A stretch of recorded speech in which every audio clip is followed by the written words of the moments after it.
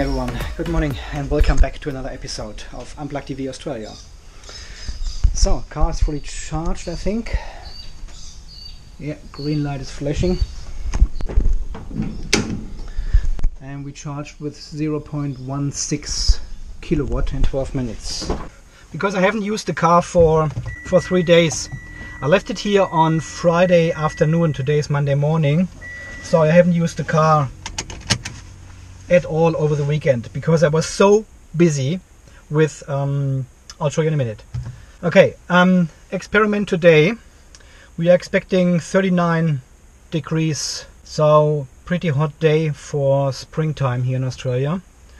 And I'll show you something. We've got 22 degrees outside here in the carport. And okay, and we have 25 and 27 degrees already in the battery.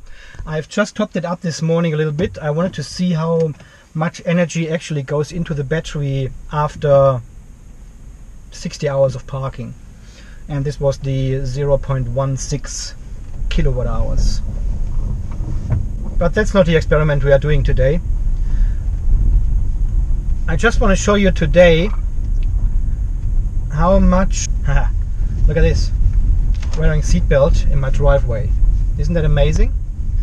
Because, have a look, ta-da! Oh, press the button on the remote and it opens. Isn't that amazing? And he doesn't need to open the gate anymore. Yeah, pretty much that's what I did over the weekend. It took me about 3 days to put this all back in. It was hot. It was very hot. Yeah, and gate is closing again. Amazing. So we can just continue driving. That's pretty good. I like it. Okay, what is new?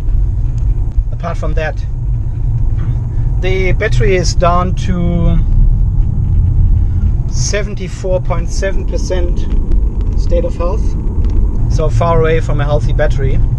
It is still okay, I can still drive and everything, so I'm getting about 30 kilometers out of it in my driving condition. Of course, I'm always saying in my driving condition because I'm driving mostly 60 or 80, 100 kilometer zones here. So I'm using far more energy as if you drive in the city. In the city you may still get 35 to 40 kilometers out of the battery. Oh, the sun. It will be hot. It will be hot today. There are no clouds, nothing. See, the problem with the battery now is I usually have my lunch break in the car and make videos sometimes. In these conditions I usually turn on the car and have the air conditioner on just, you know, like 20, 28 degrees or so, which is nice and cool when you sit there and have lunch. But with these battery conditions I barely can do this anymore because it uses about 3 kilometers of your range when you do that, and I haven't got the capacity for that. So I probably cannot turn on the air condition in my lunch break, so I'm not sure if I'm actually sitting in the car then, because the car will have about 50 or so inside. And usually I don't mind because we in the office the air condition is turned on, of course, and it's fairly cold in there, and pretty much the first 15 minutes you enjoy that you can sit in a warm car, which is actually stinky hot, but so yeah, let's see how this goes. And the experiment of course is about the battery temperature. I wanted to show you how far the temperature goes up in these conditions here in this hot Australian climate and what the battery cooling actually does. Yeah, and then we had the PHEV in the service last week. 75,000 kilometer service, 60 months, and yeah, nothing. They were actually amazed about the brake discs and brake pads They said they are still like new and they have never seen this before, and a car running 75,000 kilometers. The brake should actually last a lifelong. So I'm driving my D2 again here. Saves me 30% of my highway drive, and because we are going slower, a bit of energy as well, of course. And then they made a test drive, of course, because they changed the oil and everything, and they need to test the car, and they didn't know how to turn it on. They said it's not running. I said, what is not running? They said, yeah, the engine is not running. He said, no, because you recharge the battery, of course it's not running on fuel. You have to press the charge button. Okay, there's education necessary, of course. I must admit, this was not with Mitsubishi direct, with the dealership I usually go to. This was with Ultratune in Gatton here, and they don't deal usually with hybrid cars either. They've got Camrys and stuff like this, but of course no plug-in hybrids. And when I brought in the car in the morning, I've asked for a courtesy charge as well.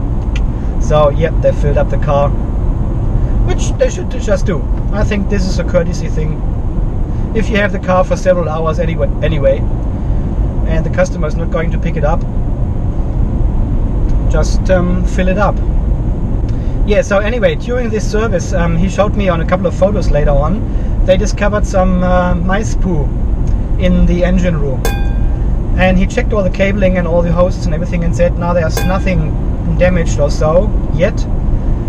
But he said eventually they will start chewing on cables and hoses because they're trying to get onto the water. Yeah, and he also said there's not too much I can actually do to prevent this if they start building a nest in there somewhere.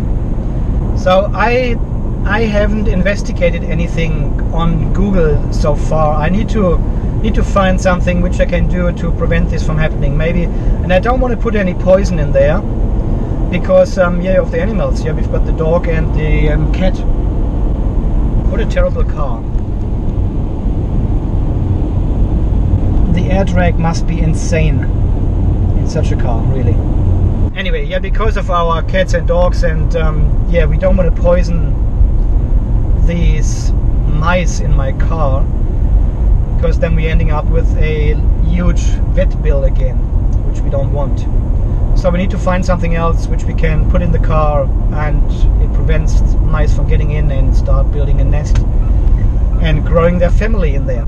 If you guys have any tips how to prevent mice and rats going into your engine room and warm their asses at my engine block, which is not even warm. They don't know anything about electric cars.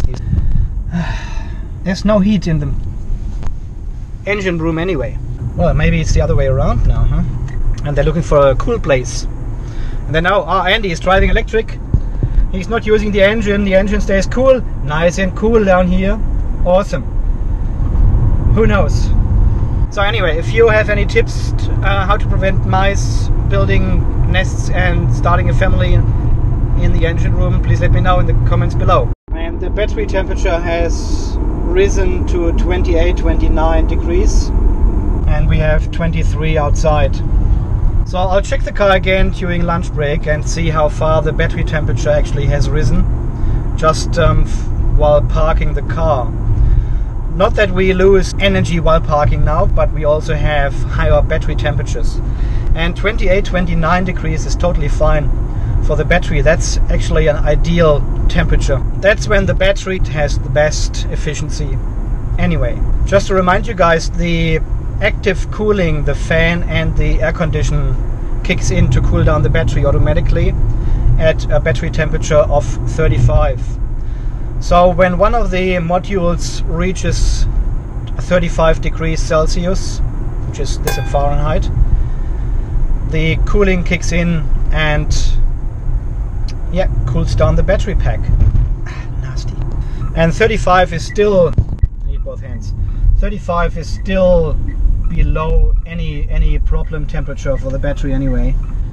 Unfortunately, we cannot find any specifications for these LEV 40 cells we are having in these cars, because they are especially manufactured for the Outlander PHEV. But we can find specifications for the LEV 50, which is just the larger capacity battery. No, you cannot replace these batteries, because the LEV 50 battery, of course, is larger, has larger dimensions.